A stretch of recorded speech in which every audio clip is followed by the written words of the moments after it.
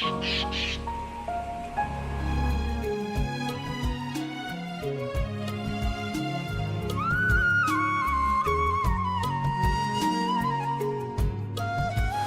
всем, друзья! Меня зовут Наташа, и вы на канале «Замуж в Индию». Желаю вам приятного просмотра.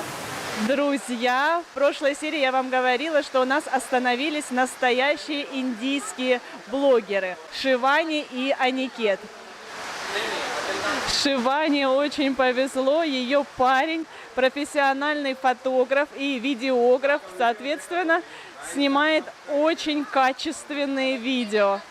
Ну, она и так девушка красивая, но благодаря вот такому вот профессиональному взгляду фотографа она очень хорошо выглядит на своих видео. Я Парама постоянно муштрую, он по несколько раз иногда переснимает, перефотографирует, потому что он еще у меня не профессионал. Хотелось бы такого ассистента, который умеет хорошо снимать.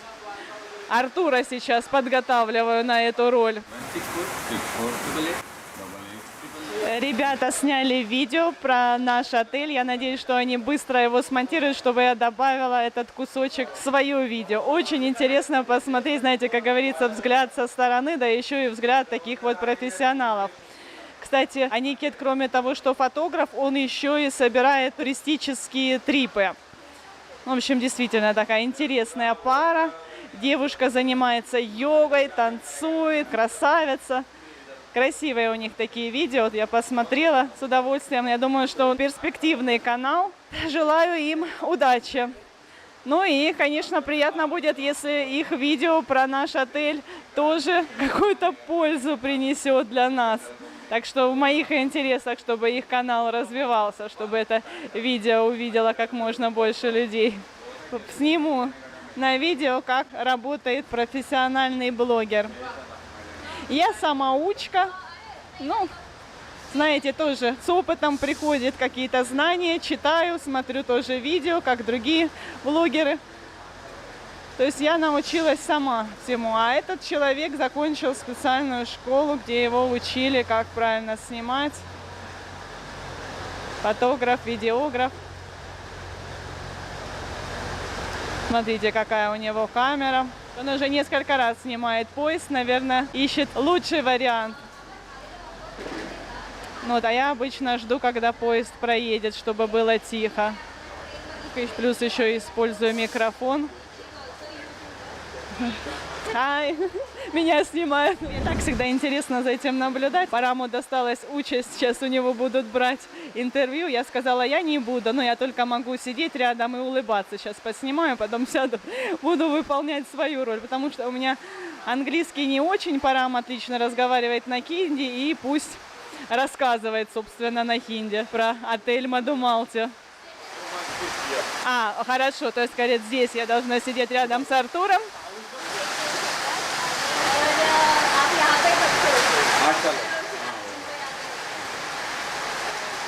Все, ребята закончили нас снимать. Немножечко попытали Парама. Сейчас Парам спрашивает по поводу камеры. Потому что моей камере уже, наверное, 4 года. Она уже начинает давать сбои. Нужно будет в скором времени новую покупать. Так, все, видите, пришли клиенты. Парам отлучается. Видите, как у нас все происходит. Дождь шумит. Электричества у нас нет. Но я сейчас вам позже расскажу. Ну, очень много проблем. Вот вы в комментариях пишете, ой, как хорошо у вас дождик, как я хочу тоже, чтобы у нас был дождик, как я люблю такую погоду. Но, ребята, на самом деле вы, наверное, и до конца понимаете.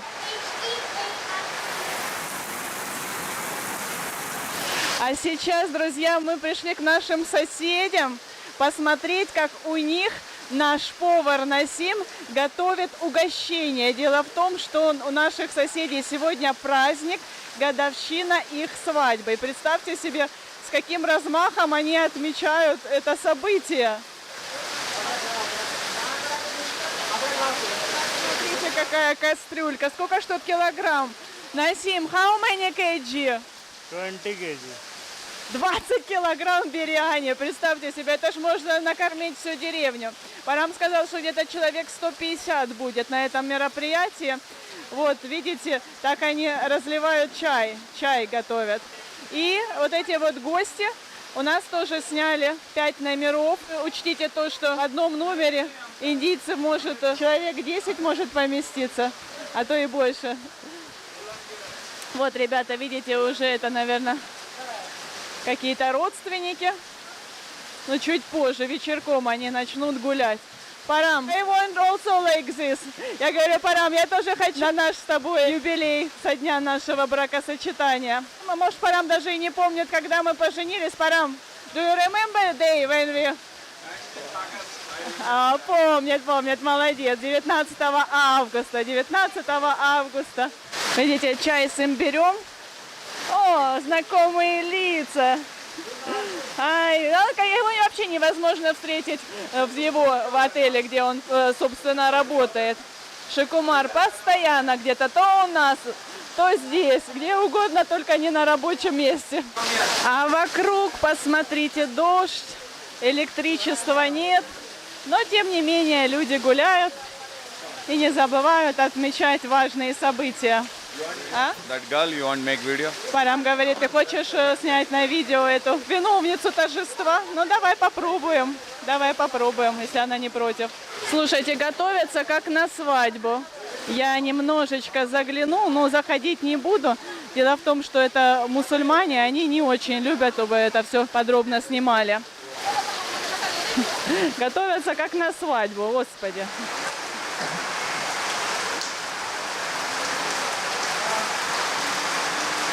Слава Богу, конечно, для нас, что есть еще такие вот отчаянные туристы, которые, несмотря на такую погоду, несмотря на предупреждения, в новостях часто говорят, что лучше оставайтесь дома, никуда не ходите, но все равно они мчатся куда-то в путь.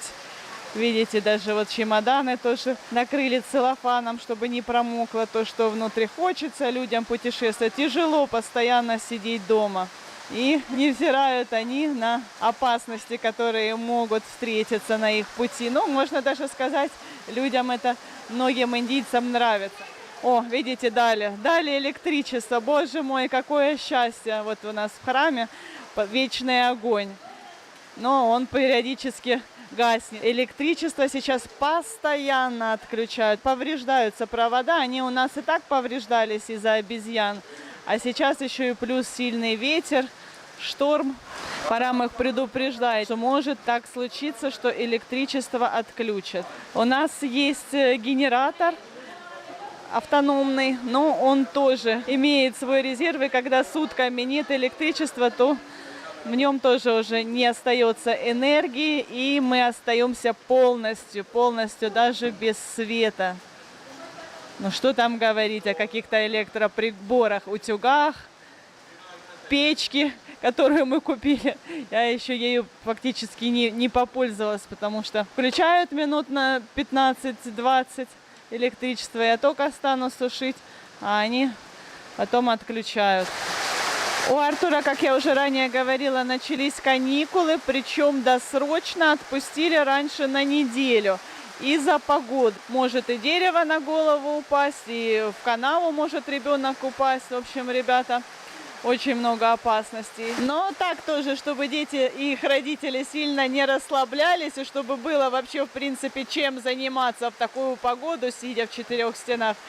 Дали очень много домашнего задания. И Артур еще и на дополнительные занятия ходит. Это недалеко от дома, поэтому папа его отводит. В Индии учебный год не начинается 1 сентября. Хотя, вы знаете, не только в Индии, во многих странах. И конкретно вот в нашей школе из-за обильных дождей каникулы летом, в июле и августе. С 7 сентября им сказали уже приходить в школу. Но опять же, если будет там погода нелетная, тогда, может быть, еще продлят.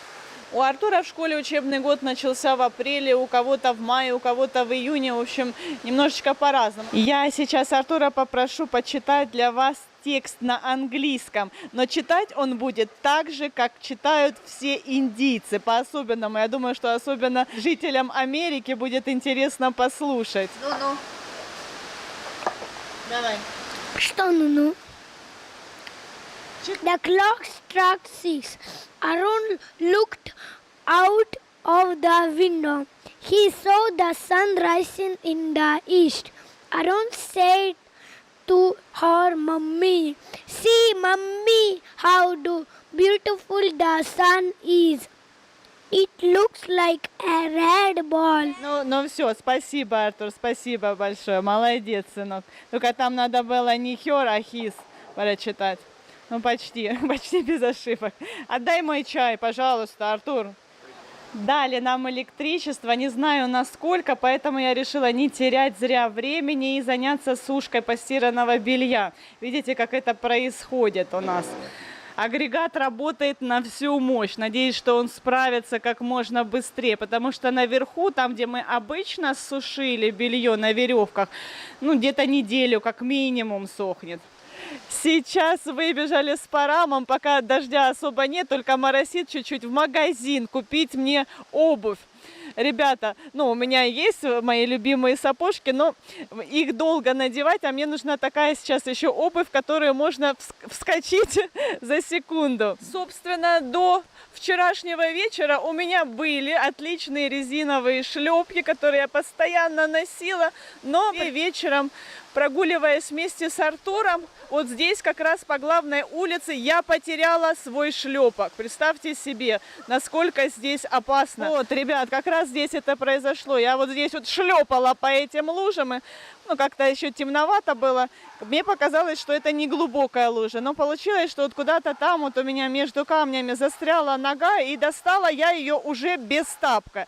И, соответственно, вот этим вот потоком воды тапок унесло, и за секунду тапок уже очутился, наверное, где-то там внизу. И мне так страшно стало, друзья. То есть какой я настолько внимательный человек, настолько всегда все контролирую, пытаюсь предугадать.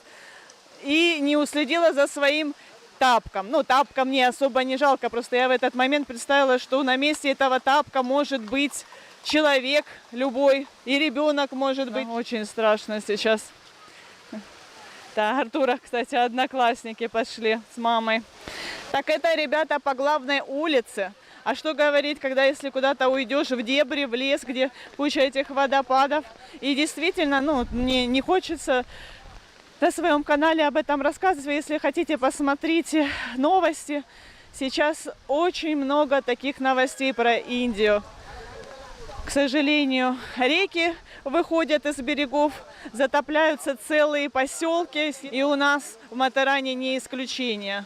Туристы хотят сделать эффектные красивые фотографии где-то на склоне горы на фоне водопада. И ветром их сдувает, тем более с открытыми зонтами. Раньше, друзья, люди спешили на помощь, когда кто-то попадает в беду, а сейчас достают телефоны и снимают это на видео. Ну, возможно, для кого-то это станет, для кого-то это станет предупреждением. Кто-то, может быть, не допустит таких ошибок, не повторит. Я пока рассказывала, не услышала чего-то девушка на лошади верхом.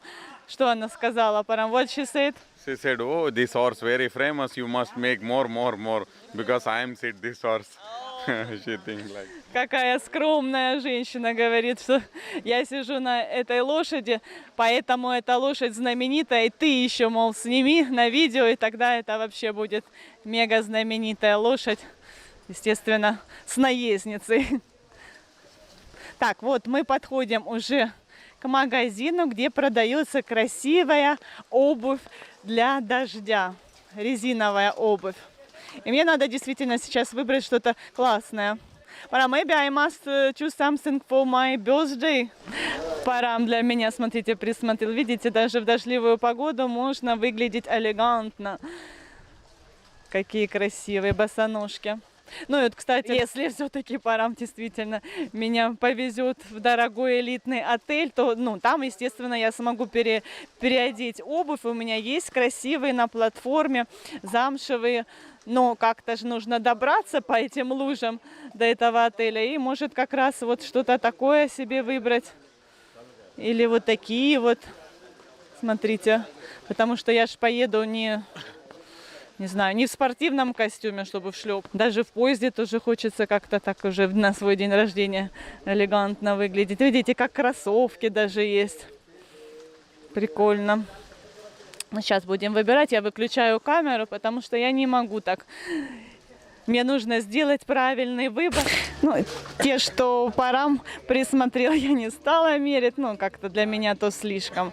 Вот, смотрите, вот такой вот вариант, по-моему, ничего, так симпатичненькие. Да? Скажите. Представьте себе, это резиновые. И вот еще, но это не мой сейчас, вот мой размер в розовом цвете. Такие вот, смотрите, веселенькие. Мне нравится. Парам, do you like this? Так миленько, знаете, как гламурно. Гламурная. Я же гламурная девушка теперь. И волосы у меня соответствуют такому вот стиле. Боже мой, как здесь страшно, друзья. Фух, так, все вроде в порядке. Мне стало очень интересно, как сейчас сушат белье в прачечных. Я не раз вам снимала прачечные, даже самую знаменитую, самую огромную прачечную в Мумбаи я для вас снимала. И вы видели, что летом, то есть, ну, летом имеется в виду по-индийски, там развешивали постиранные вещи на веревках, и там они быстро сохли. Ну а как же сейчас? Как же сейчас во время дождя справляются с этим? Господи, я не могу в таких условиях. Фух, сейчас отдышусь. Только что мимо меня прошел такой бегемот огромный. Сдувает меня ветром.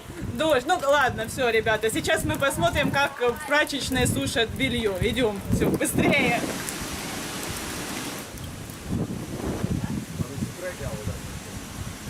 Ну вот, друзья, мы подошли к нашей прачечной. Вы видите, здесь очень много веревок на склоне этого холма. И обычно здесь висели постиранные вещи. Но сейчас сезон дождей, как-то по-другому они справляются. И сейчас мы это узнаем. Вот, смотрите, помещение, да, вот в этих вот, смотрите, ванночках они тоже замачивали одежду. Боже мой, ну что ж вы ходите так близко рядом со мной, мне страшно. Оказывается, в тот момент, когда Парам меня снимал, обезьяна хотела схватить вот эти вот тапки. Обезьяна подумала, что это что-то съедобное. Ну, потом поняла, что это не ее размерчик, в общем. С Парамом сейчас ходим, гуляем, пока Артур на занятиях, на дополнительные платные занятия он ходит.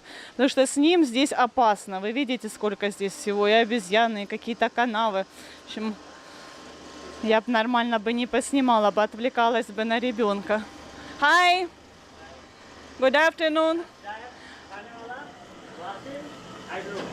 Ага, вот, видите, тут есть специальная машина, смотрите, которая сушит одежду. Вот, ну а когда светит солнце, они, видимо, экономят электричество. О, классно какое. I also want like this. Нам тоже надо такую, потому что моя воздуходувка как-то очень долго справляется. Ну, тут, видите, все так, конечно, неказисто выглядит. Но в основном сюда сдают именно отели. Постельное белье, полотенце. Видите, ребята, здесь такая еще специальная центрифуга, которая хорошенько отжимает воду. То есть вот в ту сушилку уже почти сухое отправляется. Так, а вот еще одна прачечная. Мы, кстати, пользуемся услугами именно у этого мужчины. Вот это его собственная прачечная, тут же по соседству, в общем, такой конкурент. Тут все так компактно. Ага, это washing machine. Видите, а он еще вот так вот сушит. То есть у него он там наверху включил вентилятор и сушит по старинке на веревках. Такой важный момент, о чем я вам говорила, что нас же постоянно электричество отключают. Точно. Вот если бы не этот мужчина, я бы забыла задать этот вопрос. Как же они выходят из положения, когда нет электричества? Они же не могут пользоваться этой машиной, которая сушика. Вот, она у него тоже есть, видите. Ну, кстати, новая, very new. Но он ею особо не пользуется, даже несмотря на то, что сейчас электричество есть. Вот, видите, вентилятор. крутится и сохнет одежда. И еще у него есть еще один вариант.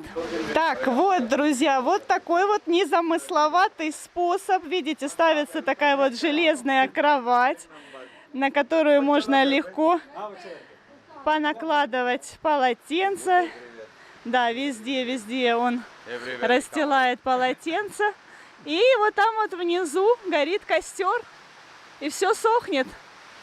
И потом, как приятно будет этим всем пользоваться, с дымком. Постелька с дымком, по-матерански. Так, вот, кстати, жена, хай, ну я уже поздоровалась, это я сейчас вам для видео, чтобы вы видели, что я здороваюсь со всеми. Камлеш хочет показать, сколько у него запасов угля. Вот, посмотрите, сколько много мешков с углем. Окей, thank you. Bye. Все, пошел дождь. Open umbrella и пойдем. Пойдем сейчас Артурчика забирать.